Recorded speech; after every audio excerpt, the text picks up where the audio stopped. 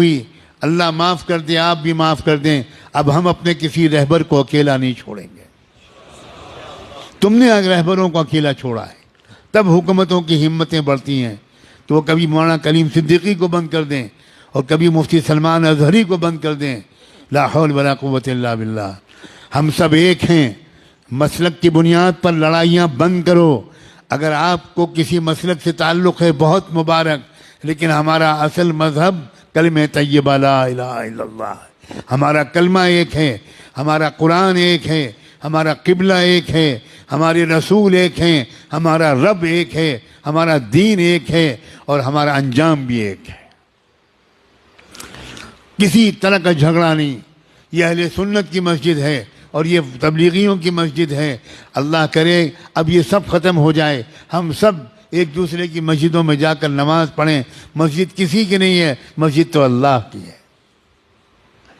گلے مل جاؤ، ایک دوسرے کو دعوتیں کرو، ایک مسلک کے علماء دوسرے مسلک کے علماء کو کی دعوت کریں، دسترخوان بچھائیں، ان کے ہاتھ چومیں، ان سے دعا کی درخواست کریں۔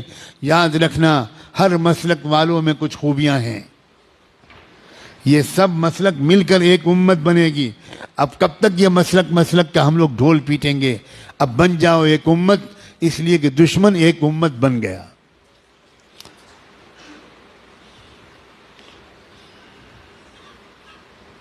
قرآن نے اعلان کیا ہے والذین کفروا بعضهم اولیاء بعض الا تفعلوه تکن فتنة فی الارض وفساد کبیر۔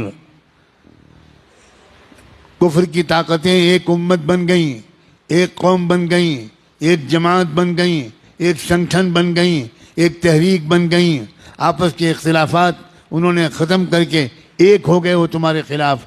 الا تفعلوه تکن فتنة فی الارض وفساد کبیر۔ اگر تم بھی ایک نہیں بنو گے، اگر تم ایک دوسرے کے مددگار نہیں بنو گے، تو یاد رکھنا تمہاری اس بدماشی کی وجہ سے، تمہاری اس بدفعلی کی وجہ سے پوری دنیا میں فی الارض فتنة و فساد کبیر، بہت بڑا فتنہ و فساد پھیلے گا تمہاری پھوٹ کی وجہ سے۔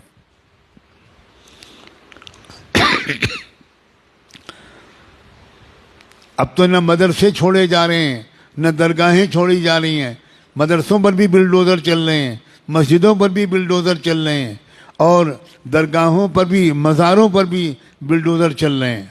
واہ واہ واہ واہ۔ اب بھی امت ایک نہیں ہوگی، اب بھی درگاہیں اور مزاریں والے الگ رہیں گے اور مدرسے والے الگ رہیں گے۔ اب تو بھائی خدا کے لیے اب تو ایک ہو جاؤ۔